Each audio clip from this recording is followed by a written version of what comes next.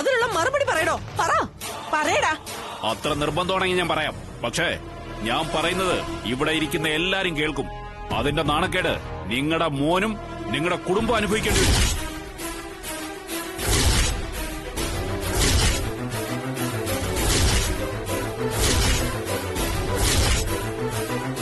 പിന്നീട് ഒരുപക്ഷെ നിങ്ങളുടെ മോന് ജീവിതത്തിൽ ഒരിക്കലും വിവാഹം നടന്നില്ല എന്നും വരും. നിർത്തണോ? എന്റെ മകന്റെ ഭാവി തീരുമാനിക്കാൻ താനാരാണോ? നിങ്ങളുടെ മകന്റെ ഭാവി നിങ്ങൾ തീരുമാനിച്ചോ? എന്റെ മകളുടെ ഭാവി ഞാൻ തീരുമാനിക്കും. ചന്ദ്രദാസേ, നിങ്ങൾ എന്തുകൊണ്ടാണ് ഈ കല്യാണം നടത്തില്ല എന്ന് പറയുന്നത്? അതെനിക്കറിയണം. പറയടോ. നിങ്ങൾ എന്താ എന്നെ ഇന്ന് മറച്ചു വെക്കുന്നത്? ദുർഗ,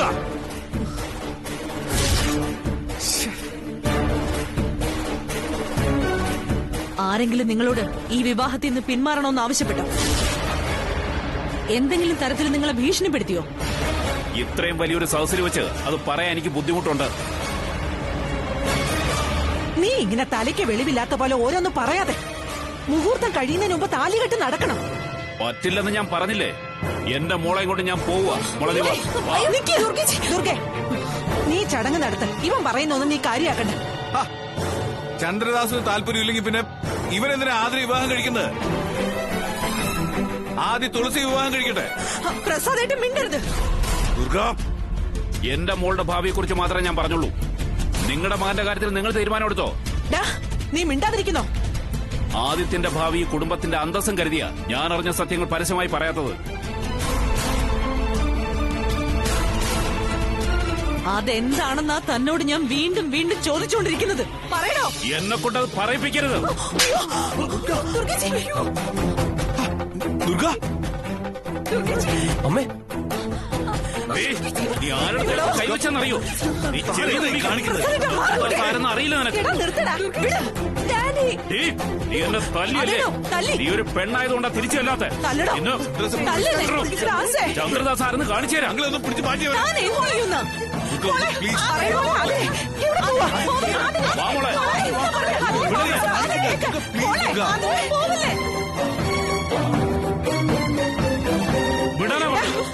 അവിടെ നിക്കടാ. ഈ കാര്യത്തിനൊരു തീരുമാനം ഉണ്ടായിട്ട് പോയാ മതി. ആന്റി എന്തായി പറയുന്നേ? നിക്കടാ അവിടെ. ചന്ദ്രദാസെ പറയുന്നേക്ക്. എന്റെ കുഞ്ഞിന്റെ ജീവിതം നശിപ്പിക്കരുത്. എടോ, ഇത്രയും ആളുകളുടെ മുമ്പിൽ നമ്മൾ അപമാനിക്കപ്പെടുക. നമ്മുടെ മകന്റെ ജീവിതം നശിക്കുന്നത്. ഇന്ന് ഈ വിവാഹം നടന്നില്ലെങ്കിൽ ഇനി അവനൊരു വിവാഹ ജീവിതം ഉണ്ടാവില്ല. അവന് വിവാഹം വേണ്ട. എടോ, ആദരെ വധുവായിട്ട് ഞാൻ അംഗീകരിച്ചല്ലേ? പിന്നെന്താ വിവാഹത്തിൽ നിന്ന് പിന്മാറിയത് ചന്ദ്രദാസ. നമ്മുടെ തീരുമാനം അനുസരിച്ച് ഇനി ആദിയുടെ വധു ആവേണ്ടത് തുളസിയാണ്.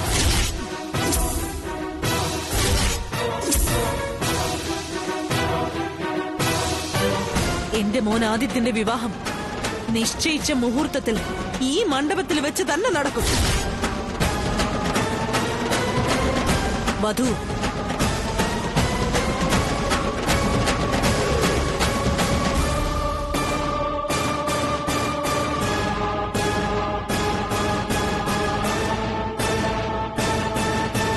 തുളസി,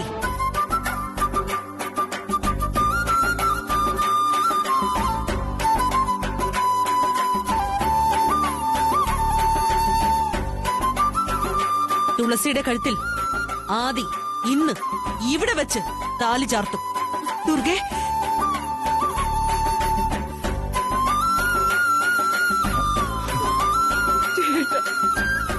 എടോ, ഇപ്പോഴെങ്കിലും തനിക്ക് നല്ല ബുദ്ധി തോന്നിയല്ലോ.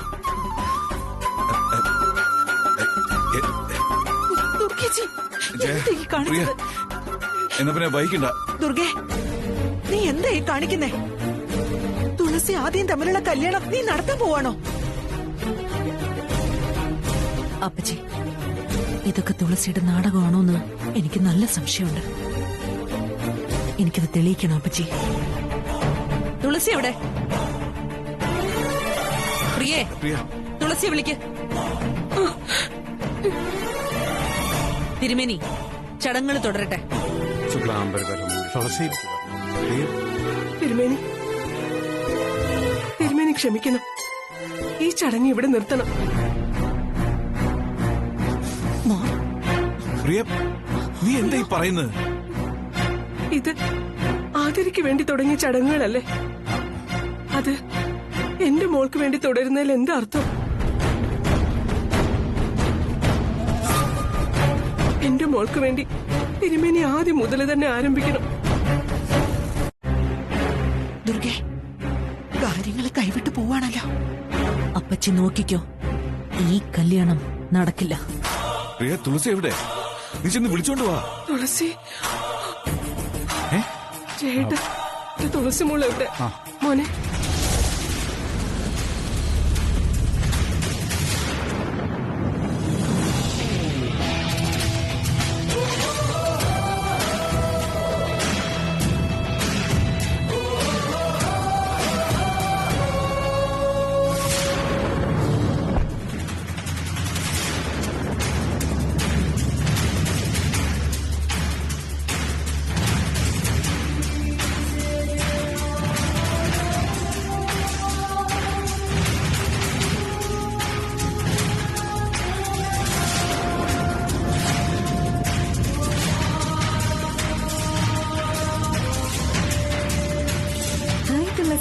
കൺഗ്രാറ്റുലേഷൻസ്.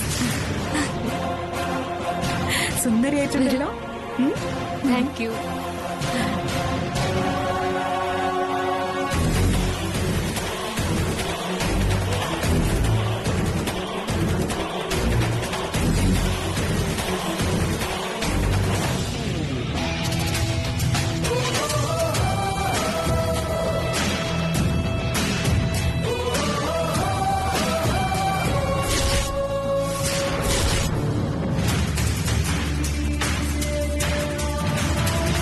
ഇതാ സിനിമാ നടി ലക്ഷ്മി ഗോപാലസ്വാമി അല്ലേ?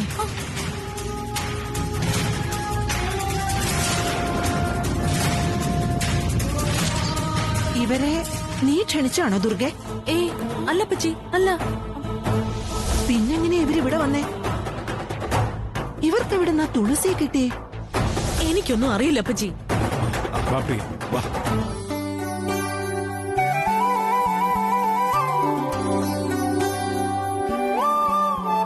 നമസ്കാരം മാം. നമസ്കാരം. ഒരുപാട് സന്തോഷമുണ്ട്. വെൽക്കം. നമസ്കാരം. നമസ്കാരം. മാമിന് ഇവരാരൊക്കെയാന്ന് മനസ്സിലായോ? പറയൂ. ഇതാണ് എന്റെ അച്ഛൻ. ഹലോ. ഇതമ്മ പ്രിയക്കുട്ടി. ഇതെന്റെ മാമൻ ആദിയുടെ അച്ഛൻ ACP. യെസ്, കൃഷ്ണപ്രസാദ്. മാം, ഇതാണ് എന്റെ ചെറുക്കൻ ആദിത്യൻ. ആദി. തുളസി എന്നോടെല്ലാം പറഞ്ഞിട്ടുണ്ട്. അല്ല മോളെ, നീ ഇതിനിടയ്ക്ക് എവിടെ പോയതാ? നിന്നെ കാണാതെ ഞങ്ങൾ ആകെ ടെൻഷൻ അടിച്ചു പോയി. അത് പിന്നെ മാം ഇവിടെ എത്താറായപ്പോ എന്നെ വിളിച്ചിരുന്നു. ഞാൻ അതുകൊണ്ട് റിസീവ് ചെയ്യാൻ പോയതാ.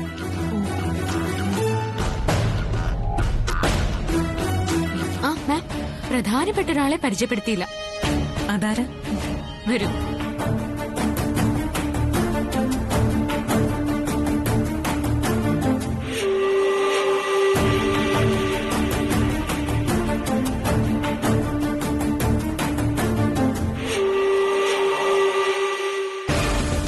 മാം, ഇതാണ് ആദിയുടെ അമ്മ, ദുർഗാമ്മ.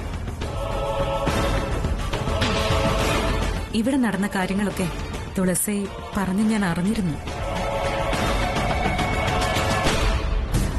വോട്ടിങ്ങിലൂടെയാണ് വധുവിനെ സെലക്ട് ചെയ്യുന്നതെന്ന് അറിഞ്ഞപ്പോ എനിക്ക് ആശ്ചര്യം തോന്നി. ചോദിക്കുന്നതുകൊണ്ട് ഒന്നും തോന്നരുത്. തുളസിയെ പോലെ ഇത്ര നല്ല സ്വഭാവ ഗുണവും ഐശ്വര്യമുള്ള ഒരു കുട്ടി നിങ്ങളുടെ കൺമുമ്പിൽ ഉണ്ടായിരുന്നിട്ടും വോട്ടിങ്ങിന്റെയും മത്സരത്തിന്റെയും ഒക്കെ ഒരാവശ്യം ഉണ്ടായിരുന്നു.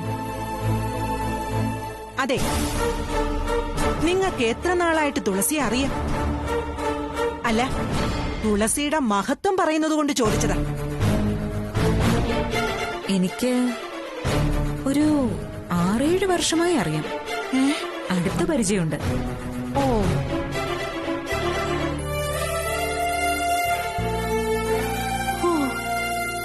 ഒരിക്കലൊരു മെഡിക്കൽ ക്യാമ്പ് ഉദ്ഘാടനം ചെയ്യാൻ വന്നപ്പോഴാണ് ഞാൻ തുളസിയെ പരിചയപ്പെടാൻ ഇടയാവുന്നത്. അന്ന് ആ ക്യാമ്പിന്റെ ലീഡ് തുളസിയായിരുന്നു. അന്ന് തന്നെ ഞാൻ ഈ മിടുക്കിയെ ശ്രദ്ധിച്ചതാ. അന്ന് പോകാൻ നേരം തുളസി എന്റെ ഫോൺ നമ്പർ വാങ്ങി. പിന്നെ ഇടയ്ക്കിടയ്ക്ക് ഞങ്ങൾ തമ്മിൽ കോണ്ടാക്ട് ഉണ്ടായിരുന്നു. അങ്ങനെ ഞങ്ങൾ തമ്മിലുള്ള സ്നേഹവും സൗഹൃദവും ഒക്കെ വളർന്നു.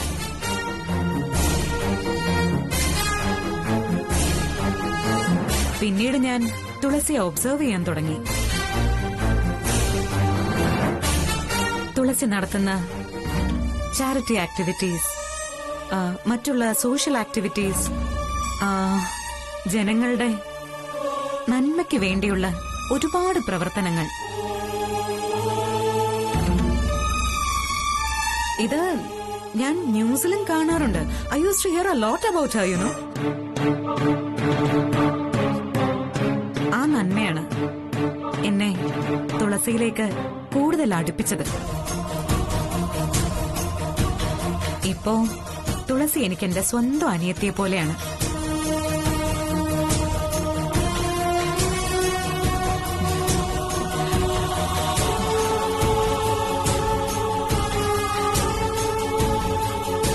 തുളസിയെ വളരെ ക്ലോസ് ആയിട്ട് അറിയാവുന്ന ഒരാളായതുകൊണ്ട് ഞാൻ പറയാം, ആദിത്യന് ഏറ്റവും ചേർന്നൊരു പെൺകുട്ടി. അത് ഈ തുളസി തന്നെയായിരിക്കും. തുളസി നിങ്ങളുടെ വീടിന്റെ വിളക്കായിരിക്കും.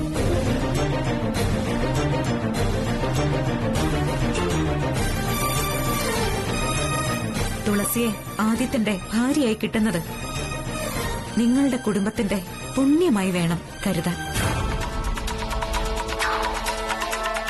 മാത്രമല്ല, സ്നേഹിക്കുന്ന ആത്മാക്കളെ തമ്മിൽ ഒരിക്കലും പിരിക്കാൻ പാടില്ല.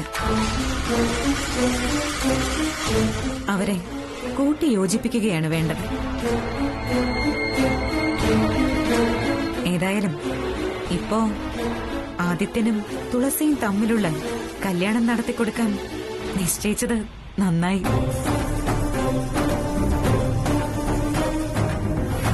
എന്നാ ഇനി മുഹൂർത്തം തെറ്റിക്കണ്ട, വിവാഹം നടക്കട്ടെ.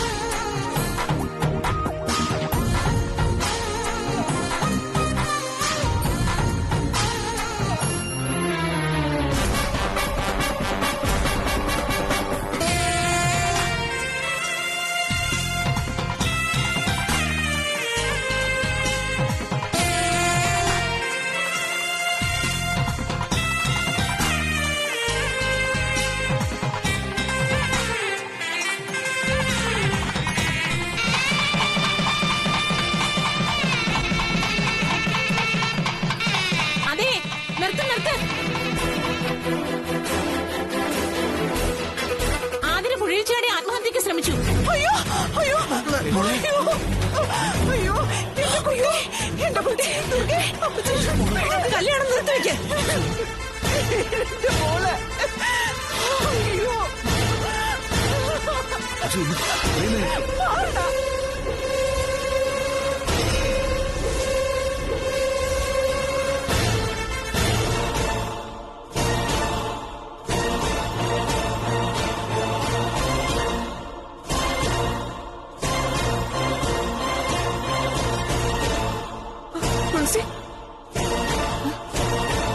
അയ്യോ, ആതിര എന്തിനാ ഇത് ചെയ്തത്?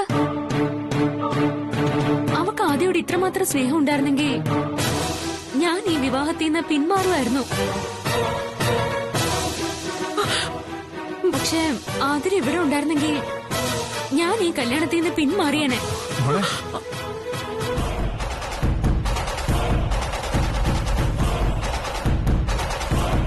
ആതിര ആദ്യം തമ്മിലുള്ള വിവാഹം നടക്കുകയും ചെയ്തേനെ. അതെ, ഞാനിവിടെ ഉണ്ട്.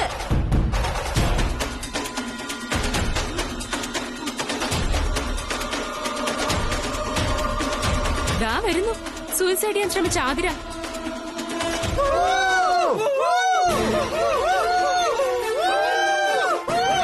മാറിക്കോട്ട്. അത് തിരുമേനി, കല്യാണം നടക്കട്ടെ.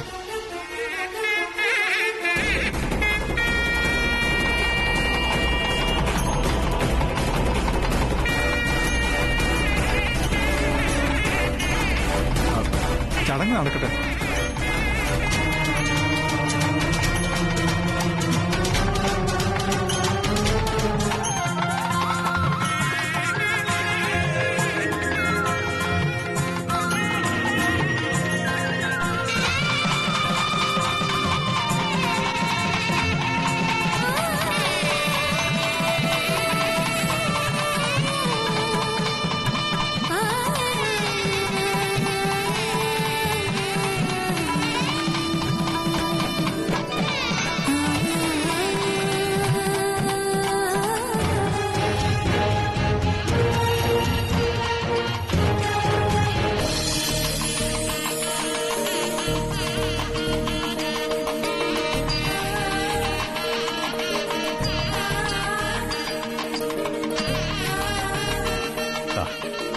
അണിയിച്ചോളൂ. മംഗളം ഭവന്തു.